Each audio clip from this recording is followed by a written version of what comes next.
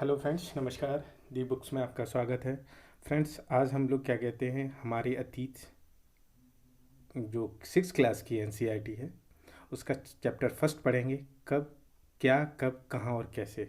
तो फ्रेंड्स, आप लोगों को पता ही होगा कि यूपीपीसीएस और यूपीएससी दोनों के मेंस स्टार्ट होने वाले हैं और एनसीईआरटी का क्या कहते हैं, मेंस में बड़ा रोल होता है। छोटे छोटे टॉपिक्स जो आप और बुक से पढ़ते हैं वो एनसीईआरटी मिल जाते हैं, जो मेंस के लिए बहुत इंपॉर्टेंट होते हैं। तो पढ़ना ज़रूरी है, सभी को एक एक बार, दो दो बार मतलब पढ़ना ज़रूरी है। तो चलिए स्टार्ट करते हैं।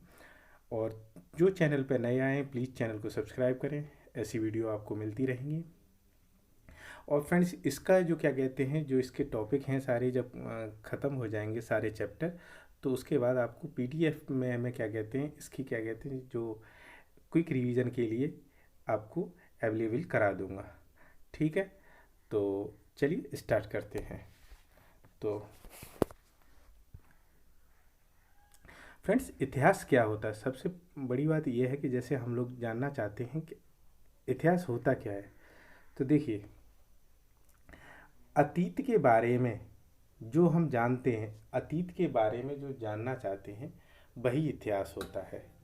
जो अतीत में घटा है, मतलब जो अतीत में मतलब हो चुका है, वही इतिहास होता है। तो अब देखिए इसमें क्या लिखा है। अतीत के बारे में बहुत कुछ जाना जा सकता है, जैसे लोग क्या खाते थे, कैसे कपड़े पहनते थे, इस तरह के घरों में रहते थे। हम आखेटकों मतलब शिकारियों, पशुपालकों, कृषकों, शासकों, व्यापारियों, पुरोहितों, शिल्पकारों, कलाकारों, संगीतकारों और फिर वैज्ञानिकों के जीवन के बारे में जानकारियां हासिल कर सकते हैं। फ्रेंड्स, इसका मतलब होता है संस्कृति। संस्कृत का मतलब क्या है, जीवन के विभिन्न अंगों को मतलब जानना, विभिन्न आयामों को जानना कि संस्कृत होती क्या है। जैसे कोई आदमी, जैसे इसमें लिखा है, पशुपालक, कृषि, मतलब सारी चीज़ उसमें समाहित हो जाती, वही संस्कृति होती है। ठीक है, यही नहीं हम यही नहीं हम यह भी पता कर सकते हैं कि उस समय बच्चे कौन से खेल खेलते थे, कौन सी कहानियाँ कहानियाँ सुना करते थे, कौन सा नाटक देखा करते थे, या फिर कौन से गीत गाते थे।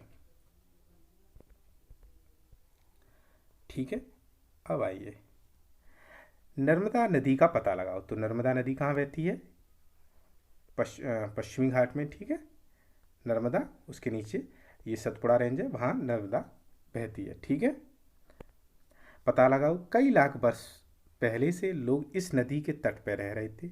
यहाँ रहने वाले लोग आ, आ, वाले आरंभिक लोगों में से कुछ कुशल संग्राहक थे।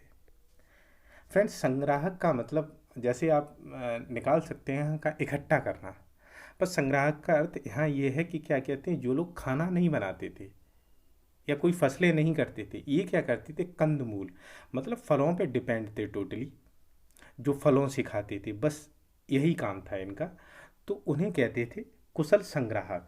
खाद्य संग्राहक कब हुए, जब क्या कहते हैं, ये क्या कहते हैं, अपनी फसलें उपजाने लगे, तब ये खाद्य संग्राहक हुए। तो कुशल संग्राहक थे जो आसपास के जंगलों की विशाल संपदा से परिचित थे। अपने भोजन के लिए वे जड़ों, फलों, जंगल के अन्य उत्पादों का यहीं से संग्रह किया करते थे। वे जानवरों का आखेट शिकार भी करते थे।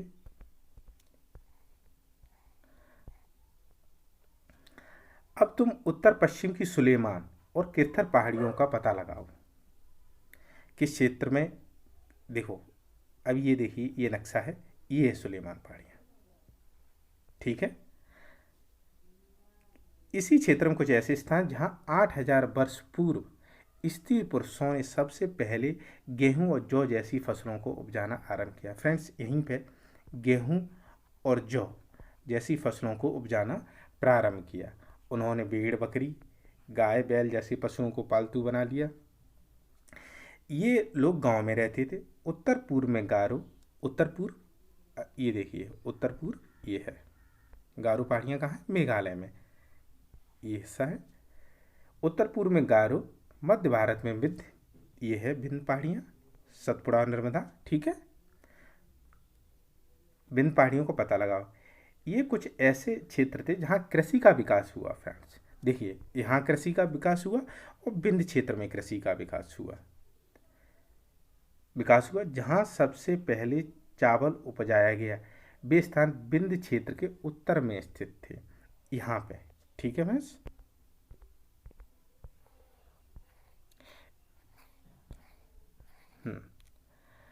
मानचित्र पर सिंधु तथा इसकी सहायक नदियों का पता लगाने का प्रयास करूँ तो अभी मानचित्र निकला है, तो जो किरथर पहाड़ियाँ हैं उसके नीचे ही सिंधु नदी बहती है।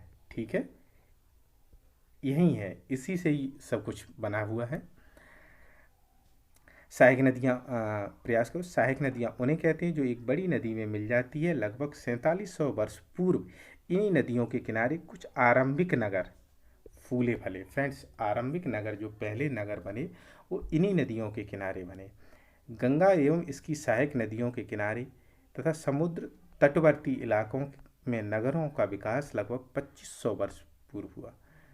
ठीक है, 2500 वर्ष पूर्व हुआ। ठीक है, गंगा तथा इसकी सहायक नदी सोन का पता लगाओ, तो सोन का पता लगा लेते हैं। ठीक है, नर्मदा, ताप्ती, ये गंगा जी इधर आ रही हैं और यहाँ से अमरकंटक से निकलती है सोन, तो ये बिहार में मिल जाती है सोन नदी। ठीक है, तो सोन का ये सोन है यहाँ पे। सोन का पता लगाओ। गंगा के दक्षिण में इन नदियों के आसपास के क्षेत्र प्राचीन काल में मगध, वर्तमान बिहार नाम से जाना जाता था। इसके शासक बहुत शक्तिशाली थे। ठीक है, मगध के शासक बहुत शक्तिशाली थे और उन्होंने एक विशाल राज्य स्थापित किया। देश के अन्य हिस्सों में भी ऐसे राज्यों की स्थापना हुई, मतलब दक्षिण में, गंगा के दक्षिण में और अन्य जगहों में भी ऐसे राज्यों की स्थापना हुई। ठीक है दोस्त, अब देखिए, लोगों ने सदैव उपमहाद्वीप के एक हिस्से से दूसरे हिस्से तक यात्रा की। कभी कभी हिमालय जैसे ऊंचे पर्वतों, पहाड़ियों, रेगिस्तानों, नदियों, समुद्रों के कारण यात्रा जोखिम भरी होती थी, फिर भी यात्रा के लिए उनके लिए असंभव नहीं थी। ठीक है, अतः कभी लोग काम की तलाश में, तो कभी प्राकृतिक आपदाओं के कारण एक स्थान से दूसरे स्थान जाया करते थे। कभी कभी सेनाएं दूसरे क्षेत्रों पर विजय हासिल करने के लिए जाती थीं। इसके लिए अतिरिक्त व्यापारी काफिले में तो कभी जहाज़ों में अपने साथ मूल्यवान वस्तुएं लेकर एक स्थान से दूसरे स्थान जाते रहते थे।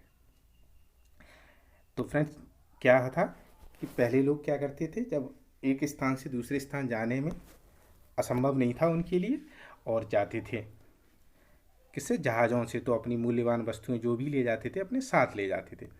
धार्मिक गुरु लोगों को शिक्षा और सलाह देते थे। वे एक गांव से दूसरे गांव तथा एक कस्बे से दूसरे कस्बे जाया करते थे।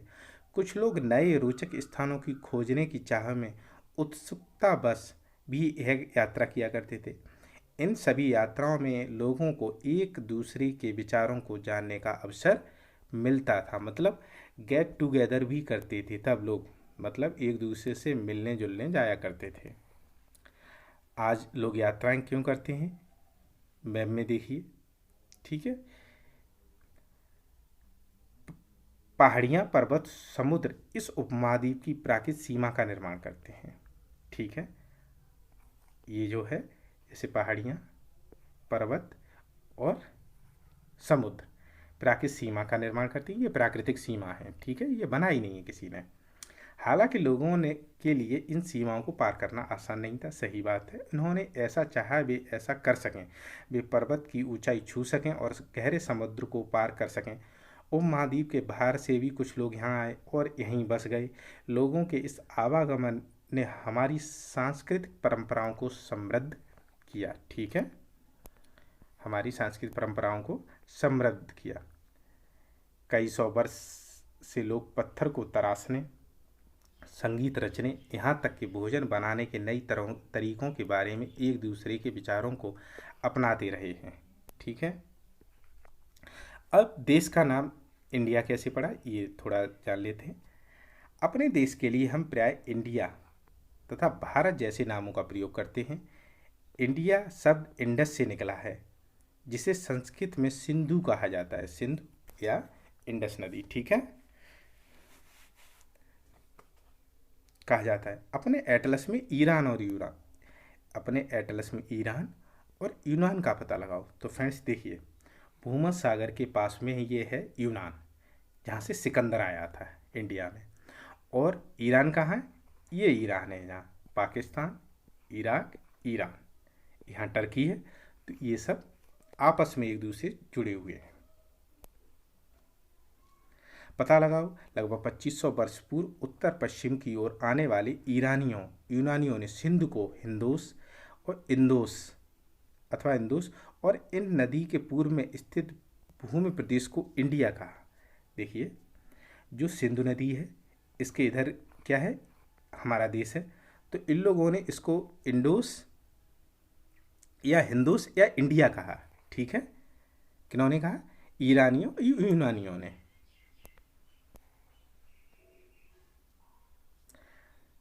इंडिया का भारत का नाम प्रयोग उत्तर पश्चिम में रहने वाले लोगों के लिए समूह के लिए किया जाता, भरत नाम का प्रयोग। ठीक है, इस समूह का उल्लेख संस्कृत की आरंभिक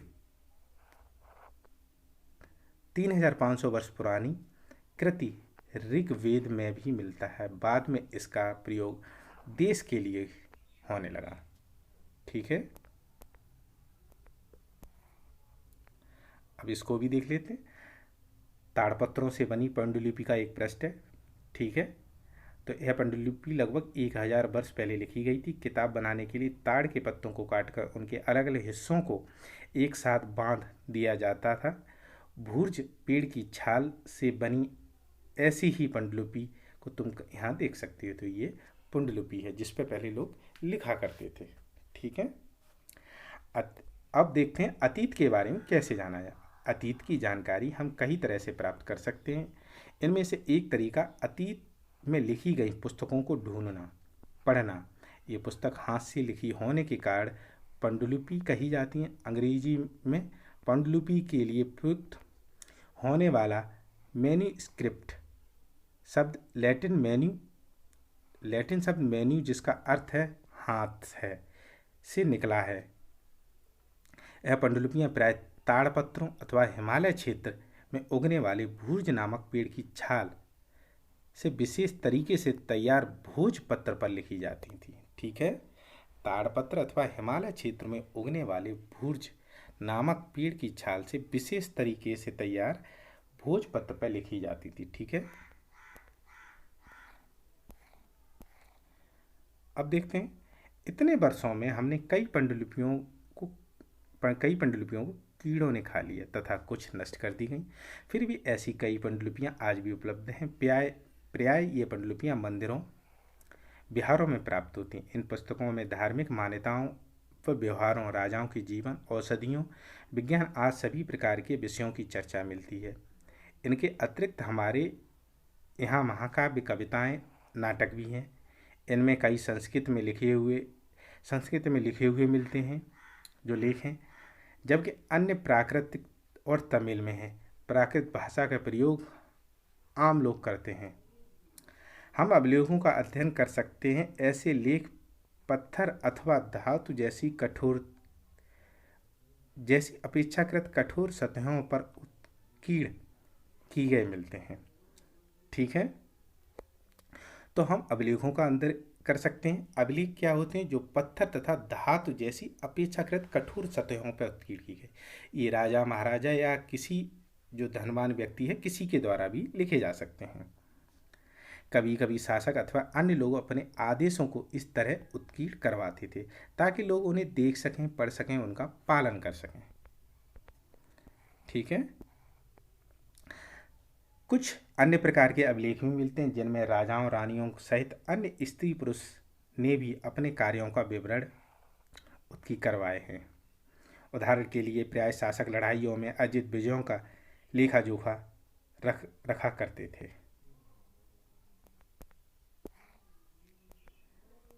तो अभिलेखों को किस पे लिखे जाते? ठोस धातुओं पे या पत्थरों पे। तो राजा ही नहीं लिखवाते थे, और भी अन्य व्यक्ति लिखवाते थे। ठीक है, इसके अतिरिक्त अन्य वस्तुएं अतीत में बनी और प्रयोग में लाई जाती थी। ऐसी वस्तुओं का अध्ययन करने वाले व्यक्ति पुरातत्वविद कहलाता था। ठीक है, जो ऐसी वस्तुओं को अध्ययन करते थे वो कौन होते थे? पुरातत्वविद। पुरातत्वविद पत्थर और ईंट से बनी इमारतों के अवशेषों, चित्रों और मूर्तियों का अध्ययन करते थे। वे औजारों, हथियारों, बर्तनों, आभूषणों तथा सिक्कों से प्राप्ति के लिए छानबीन, खुदाई भी करते थे। इनमें कुछ वस्तुएं पत्थर, पकी मिट्टी, कुछ धातु की ही बनी हो सकती हैं। ऐसे तत्व कठोर, जल्दी नष्ट होने वाले नहीं थे। पुरातत्वविद जानवरों, चिड़ियों, मछलियों की हड्डियों भी ढूंढते हैं। इसमें उन्हें यह जानने में मदद मिलती है कि अतीत में लोग क्या खाते थे। वनस्पति के विशेष अवशेष बहुत मुश्किल से बच पाते हैं। यदि अन्न के दाने अथवा लकड़ी के टुकड़े जल जाते हैं तो जले हुए रूप में बचे रहते हैं। क्या पुरातत्वविद को बहुधा कपड़ों के अवशेष मिले? तो देखते हैं। पांडुलिपियों, अभिलेखों, पुरातत्व के जानकारियों के लिए इतिहासकार पर्याय स्रोत शब्द का प्रयोग करते हैं। इतिहासकार उन्हें कहते हैं जो अतीत का अध्ययन करते हैं। ठीक है, स्रोत से प्राप्त होते ही अतीत के बारे में पढ़ना बहुत रोचक हो जाता है, क्योंकि इन स्रोतों की सहायता से हम धीरे धीरे अतीत का पुनर्निर्माण करते जाते हैं।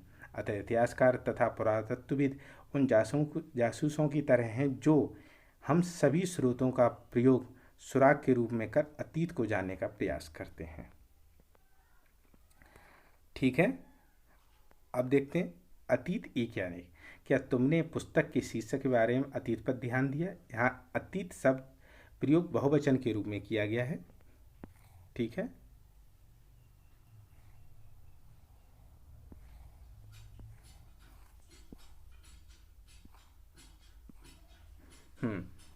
किया गया है। ऐसा इस तथ्य की ओर ध्यान दिलाने के लिए किया गया है कि अलग अलग समूह लोगों के लिए अतीत अलग अलग मायने रखते हैं। ठीक है, अलग अलग मायने। उदाहरण के लिए पशुपालकों, कृषकों का जीवन राजाओं रानियों के जीवन से तथा व्यापारियों का जीवन शिल्पकारों के जीवन से बहुत भिन्न था। जैसा हम आज भी देखते हैं कि उस समय भी देश के अलग अलग हिस्सों में लोग अलग अलग व्यवहारों, रीति रिवाजों का पालन करते थे। उदाहरण के लिए आज अंडमान द्वीप में, अंडमान कहाँ है फ्रेंड्स? ये है अंडमान, भारत के दक्षिण में।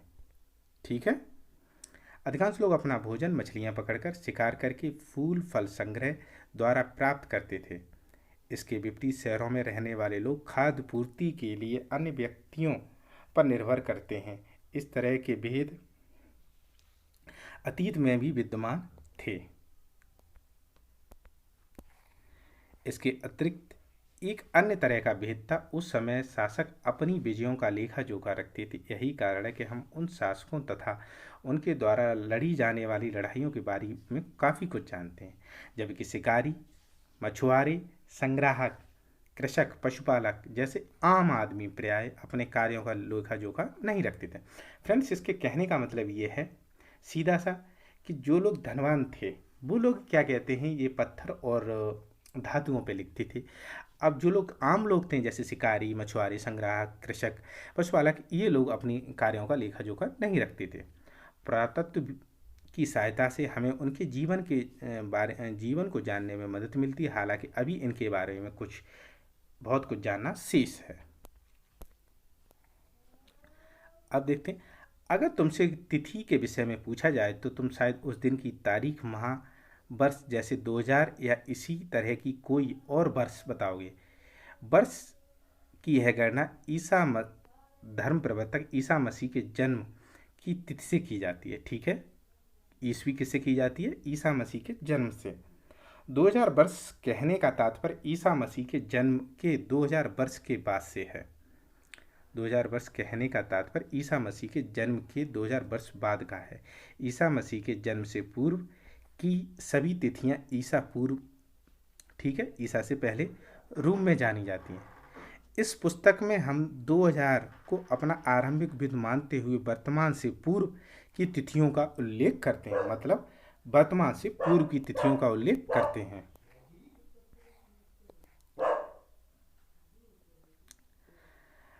अंग्रेजी में बीसी हिंदी में ईसा पूर्व से तात्पर्य बिफोर क्राइस्ट है, ईसा पूर्व होता है। कभी कभी तुम तिथियों से पहले एडी हिंदी में लिखा पाते हो, इसका मतलब है एनो डोमिनी, ठीक है, नामक दो लैटिन शब्दों से बना, जिसका तात्पर्य ईसा मसीह के जन्म से पूर्व से है, ठीक है। कभी कभी एडी की जगह सीई अथवा बीसी की जगह बीसीई का प्रयोग होता है। सी अक्षरों का प्रयोग कॉमन एरा और बीसी का बिफोर कॉमन एरा के लिए होता है। हम इन शब्दों का प्रयोग इसलिए करते हैं क्योंकि विश्व के अधिकांश देशों में अब कैलेंडर का प्रयोग सामान्य हो गया। भारत में तिथियों के इस रूप का प्रयोग लगभग 200 वर्ष पूर्व प्रारंभ हुआ था। कभी कभी अंग्रेजी में बीपी अक्षरों का प्रयोग होता है, जिसका मतलब है बिफोर प्रेजेंट, ठीक है। तो ये हुआ फ्रेंड्स, क्या कहते हैं, आपकी एनसीईआरटी। जैसा कि हमने पढ़ा कि अभिलेख कठोर सत्यों, कुछ अन्य जानकारियाँ, जैसा कि हमने पढ़ा अभिलेख कठोर सत्यों पर उत्कीर्ण करवाए जाते हैं, जिनमें कई अभिलेख कई सौ पूर्व लिखे गए थे। सभी अभिलेखों में लिपियों भाषाओं का प्रयोग हुआ है। समय समय के साथ अभिलेखों में प्रयुक्त भाषाओं तथा लिपियों का बहुत बदलाव आ चुका है। विद्वान यह कैसे जान पाते हैं कि क्या लिखा था? इसका पता अज्ञात लिपि का अर्थ निकालने की प्रक्रिया द्वारा लगाया जा सकता है। इस प्रकार से अज्ञात लिपि को जानने की एक प्रसिद्ध कहानी उत्तरी अफ्रीकी देश मिस्र से मिलती है। लगभग 5000 वर्ष पूर्व यहाँ राजा रानी रहते थे। तो फ्रेंड्स, ये क्या कहते हैं, जो सिंबल मिले हैं वहाँ से, ठीक है। और इसमें एक जो लिखा हुआ है ये देखते हैं, यहाँ राजा रानी, यहाँ एक जो लिखा है वो मैं आपको पढ़ के बता देता हूँ।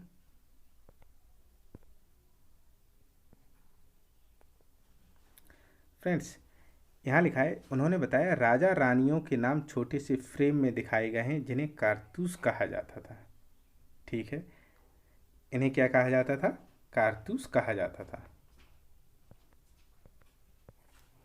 अब ये आपको सारे पता ही होंगे। उपयोगी शब्द: यात्रा, पांडुलिपि, अभिलेख, पुरातत्व, इतिहास का स्रोत, अज्ञान लिपि। कुछ तिथियां दी गई हैं। कृषि का आरंभ 8000 वर्ष पूर्व हुआ था फ्रेंड्स, ठीक है। कृषि का प्रारंभ 8000 वर्ष। सिंधु सभ्यता के प्रथम नगर 4700 वर्ष पूर्व हैं। गंगा घाटी के नगर मगध का बड़ा राज 2500 वर्ष पूर्व, वर्तमान 2000 वर्ष पूर्व, ठीक है। अब कुछ ये सुमेलित करने वाले हैं तो ये मिला लेते हैं। तो नर्मदा घाटी का संबंध किससे है बताइए? तो नर्मदा घाटी में सर्व पहले आखेट और संग्राहक मिले। सबसे पहले मगध का क्या हुआ, जो उत्कर्ष कब हुआ? 2500 वर्ष पूर्व नगर। गारो पहाड़ियाँ आरंभ कृषि, ठीक है। सिंधु तथा उनकी सहायक नदियाँ प्रथम नगर हैं। और गंगा घाटी सबसे पहला बला राज्य मिला है। पांडुलिपियाँ और अभिलेखों का प्रमुख अंतर बताओ। तो पांडुलिपियाँ, अभिलेख क्या है? पांडुलिपियाँ जो भोजपत्रों पे लिखी जाती थी, भुज की छाल से, ठीक है। और अभिलेख क्या होते हैं? जो धातुओं और पत्थरों पे लिखे जाते थे। तो ये हो गए, इनमें अंतर हो गया। तो ठीक है फ्रेंड्स, तो ये हो गया फर्स्ट पार्ट, मतलब पहला चैप्टर था कब और कैसे। तो इसके क्या कहते हैं, जो जब ये 10-11 चैप्टर कंप्लीट हो जाएं तो इसका मैं क्या कहते हैं, एक जिस्ट बना के आपको टेलीग्राम पे दे दूंगा, तो उस पर आप तुरंत रिवीजन कर लेंगे, ठीक है। तो ठीक है फ्रेंड्स, वीडियो को शेयर करिए, एक बार ज़रूर सुनिए, 1-2 बार अपने दोस्तों में शेयर करिए और प्लीज़ चैनल को सब्सक्राइब ज़रूर करिए। वीडियो देखने के लिए धन्यवाद। Thank you so much.